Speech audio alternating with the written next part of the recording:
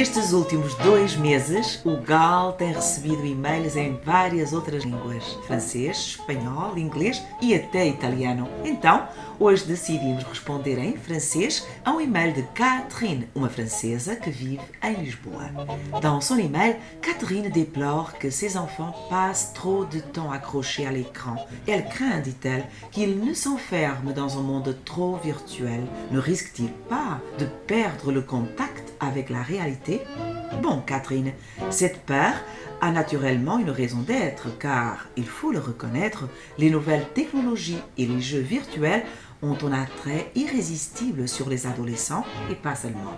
Mais permettez-moi de vous dire que s'il y a une population qui vit bien ancrée dans la réalité, ce sont les jeunes, bien souvent même plus que certains adultes qui vivent accrochés au passé. Pour vous rassurer sur ce point, je vous conseillerais la lecture d'une histoire, l'allégorie ou le mythe selon certains, de la caverne du philosophe Platon, racontée dans le livre 7 de la République. En quoi cette histoire correspond à votre plainte? Elle nous dit que la condition de tout être humain est avant tout celle d'un habitant d'un monde virtuel. Je répète, celle d'un habitant d'un monde virtuel. Étonnant, non? Rappelons-nous donc cette histoire. Imaginons alors une caverne où la lumière du soleil ne pénètre pas. Au fond de cette caverne, attaché à des chaînes, se trouve un groupe d'hommes, le regard tourné vers le mur. Ils ne peuvent pas bouger. Ils gardent les yeux fixés sur le mur devant eux. Derrière les prisonniers, des feux brûlent et il y a des gens qui passent sur un chemin transportant des objets divers, des branches d'arbres, des statues, des armes, des animaux, etc.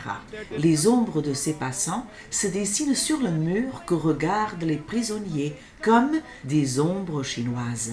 Or, les prisonniers, ayant toujours vécu là, prennent ces ombres pour la réalité.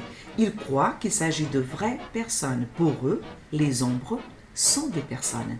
Or, imaginons quand ces prisonniers réussissent à se libérer des chaînes et qu'ils montent vers la lumière. Quand ils y arrivent, ils voient alors la réalité. Imaginez ce qui se passerait s'il descendait pour raconter à ses amis prisonniers ce qu'il a vu, pour leur raconter que la réalité est une autre, bien différente de celle qu'ils connaissaient jusque-là. Ils le croiraient fou, dangereux et pourraient même le tuer. Or, ce mythe raconté par Platon nous interpelle bien dans notre condition humaine.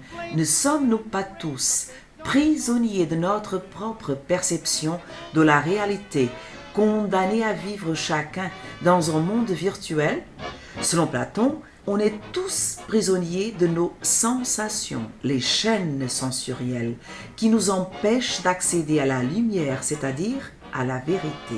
Mais nous savons tous, habitants du XXIe siècle, que la vérité avec une majuscule est bien introuvable et que la réalité est avant tout subjective.